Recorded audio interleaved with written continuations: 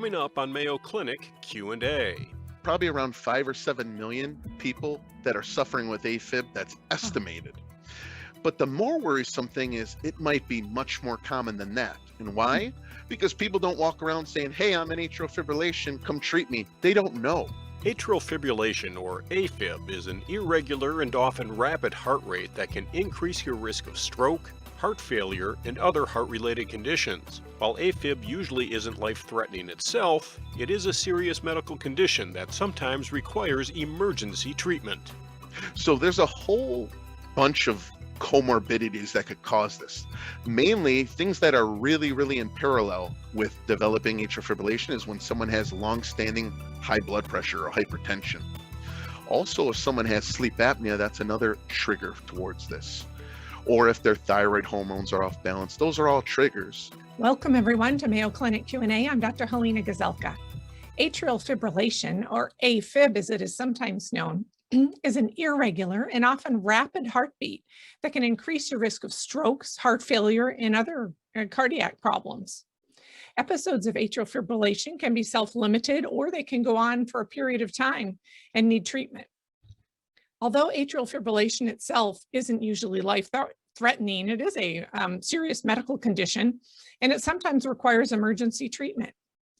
Here with us to discuss this today is Mayo Clinic cardiologist, Dr. Christopher D. Simone. Dr. D. Simone subspecializes in cardiac electrophysiology. It's a field that focuses on abnormal heart rhythms, essentially. Thanks for being here with us today, Chris. Thank you, Dr. Gazelka, and it's a pleasure to be here. And I have a really strong passion in cardiac electrophysiology, especially in atrial fibrillation. So whatever we could discuss today to make our patients more at ease, make them feel comfortable, I'm all for. So I'm looking forward to this talk. I think that's the first point to make, Chris. I am sure we have listeners out there who had no idea about cardiac electrophysiology, much less that someone would specialize in it. That's right. But today we're talking about atrial fibrillation. So what happens to the heart when someone has atrial fibrillation? It's right. So the way I like to explain it to patients is the heart is like a two-story building. You have the top as well as the bottom floor, the basement. And the basement's where the money is, the real contraction and the strength of the heart pumping blood to the rest of the body. The top is kind of like where everybody kind of hangs out, and those are the filling chambers. But for those to coordinate and beat in a fashion that's manageable for life and to not give people symptoms, these are all dictated by various cells in the heart, which could coordinate electrical conduction with mechanical contraction of the heart. So in atrial fibrillation, the top of the heart is kind of going irregular. And what I explain to my patients is this is like a bag of worms. It's kind of like trying to squeeze, but not squeezing efficiently. And when it's doing that, two things are happening.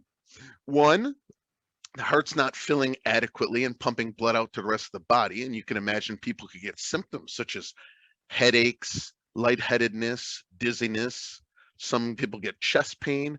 And overall, a lot of people just feel crummy and malaise. And also the pressures in the left side of the heart back up and they start to get higher, and that's where people could get really short of breath because that chamber is what's taking blood that's oxygenated from the lungs, and the pressure sort of builds up in the lungs and gives people a really uncomfortable feeling. I love your analogies. Two-story houses and bags of worms. I can picture it all. I'm picturing the little people in the two-story house. Chris, how common is atrial fibrillation? It's very common.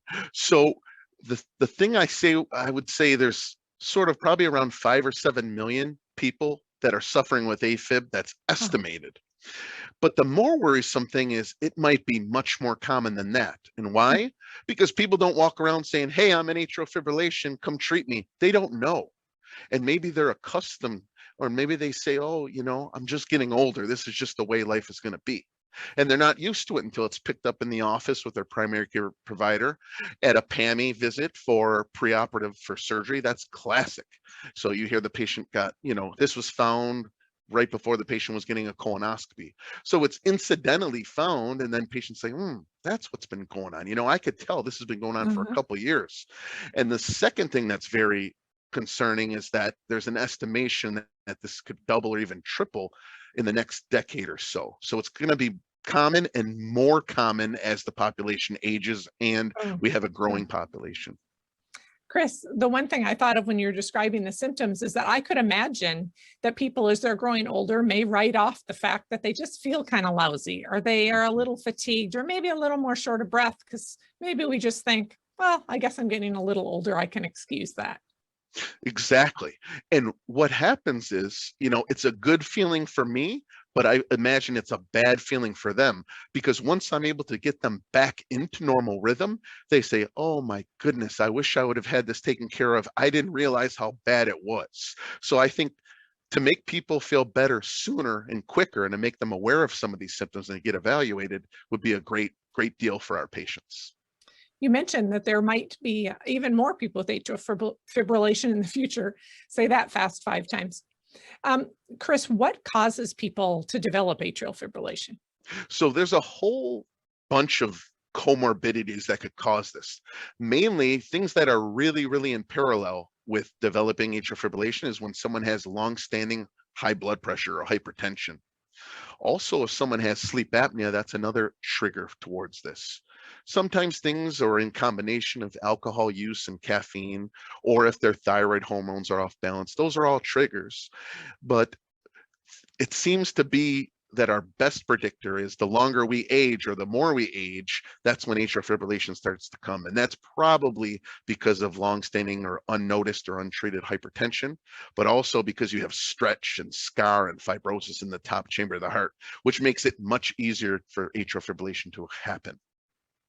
So how do you diagnose this and make certain it isn't some other arrhythmia or something else? Very, very important, right? Because if we diagnose it, we are able to say you have this and what are the next steps in your treatment care plan to do this.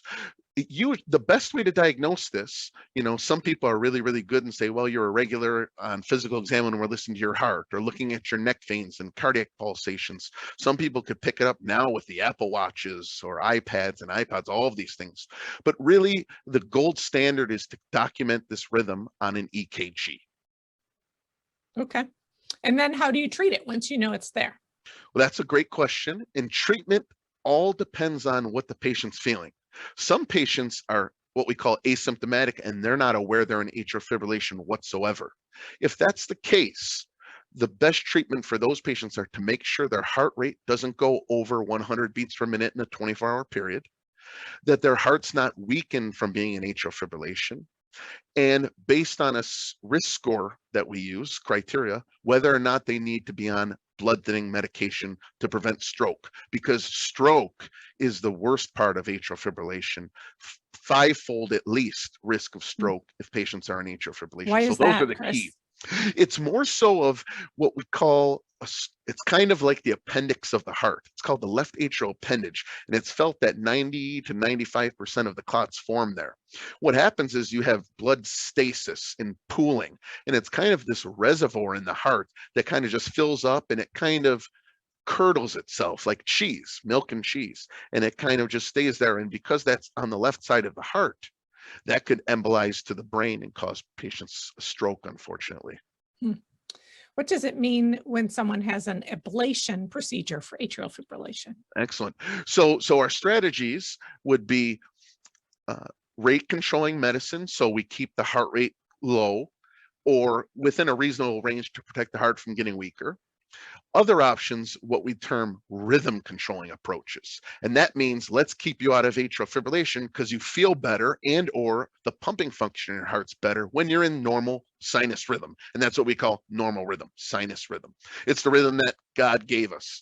Here's our electricity pacemaker in the heart that God gave us when we were all born, and let's stay in that. And an ablation procedure is one attempt at rhythm when either an antiarrhythmic drug fails, or a patient cannot tolerate or doesn't prefer to be on an antiarrhythmic agent. And what we do for the ablations is we know where the triggers and where the atrial fibrillation sort of monsters lie. And these are at the top chamber, the top of the house on the left side. And these are called pulmonary vein triggers. So when we're all born, we grow out our lung buds from the heart, and some of those lung veins, which are going to, again, in adult life and in all types of life, will bring oxygenated blood from the lungs and drop it into the left atrium, the top chamber of the heart. Some of the left atrial tissue is pulled into the veins itself, and those are the triggers. So for example, another analogy, those are like matchsticks, I tell my patients. They get very angry, and then you start throwing little matchsticks on fire into the heart. And the heart's like a stack of logs, and one of those matches are going to catch and set the heart on fire, and that's what starts off atrial fibrillation. So an approach is catheter-based ablation, where I'm sure our listeners may have heard or know somebody that have had coronary angiograms, where they go up through the groin arteries to look at the blood flow in the heart. This, we go up through the veins in the groins. We go up into the heart with several catheters. We use a pretty cool, it's almost like a video game. We use a 3D mapping system to try to figure out where the heart is in space and time, and measure that up with where our catheters are, which could also tell us where we are in space and time. What we do is, inside of the heart, but outside of the pulmonary veins, we try to form ablation lesions to kind of cage the tiger, or cage these matchsticks from firing away. And that's a first and initial approach to patients, to try to say, let's do what we can to reduce the likelihood you'll go into atrial fibrillation. Let's make it really hard for you to go back into atrial fibrillation. It's not a cure, but as I tell my patients, think about it as taking a one-time really great drug. Well, speaking of drugs, when people are controlled or treat their atrial fibrillation with medications, are they usually on them for life? It's a good question. So any ablation we do, because we cannot cure atrial fibrillation for anything, drugs or ablation, still doesn't affect their stroke risk. So patients will still be on blood thinners lifelong if they necessitate, based on their risk criteria. So ablation, drugs, anything, no matter if there's sinus rhythm or not, they still will be on blood thinners lifelong.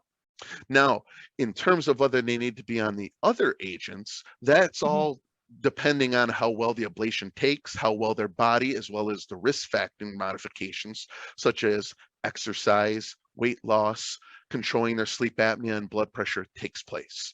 But it's very common for us to get patients off of all of those, quote, antiarrhythmic medications after ablation procedures.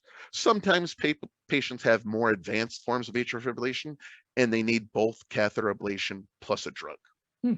Chris, I want to go back to something you just said, where you said it depended somewhat on if they modified their risk factors, exercised, managed their sleep apnea, et cetera, et cetera.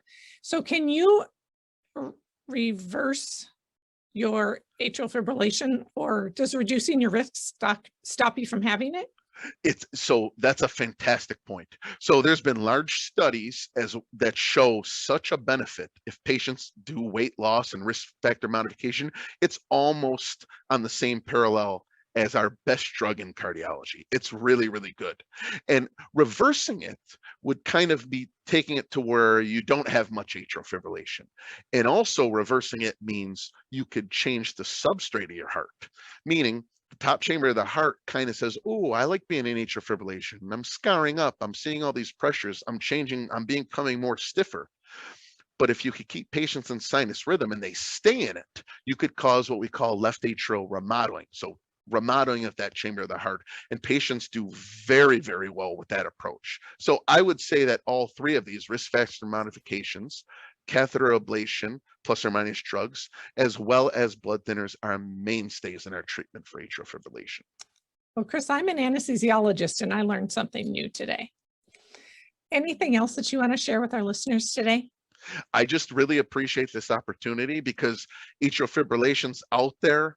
More of it's unfortunately likely going to come. And I think our patients have lots and lots of questions, and to see this in their chart or to be told about it, I hope our video makes them more informed, less scared, and likely to come see us and visit with us and have this discussion, because we could really improve their quality of life, reduce their risk of stroke, intervene early, and have a good impact on their quality of life. I do think it is amazing what a difference it can make to have heard those words before, atrial fibrillation, before you just encounter it somewhere. I think so. And patients really do feel tremendous improvement in their quality of life when we keep them in normal rhythm. So I think this is fantastic, and I thank you very much. Well, thanks for being here, Chris. Our thanks to Mayo Clinic cardiologist and cardiac electrophysiologist, Dr. Chris DeSimone, for being here with us today to talk about this important topic of atrial fibrillation. I hope that you learned something. I know that I did. We wish each of you a very wonderful day. Mayo Clinic Q&A is a production of the Mayo Clinic News Network and is available wherever you get and subscribe to your favorite podcasts.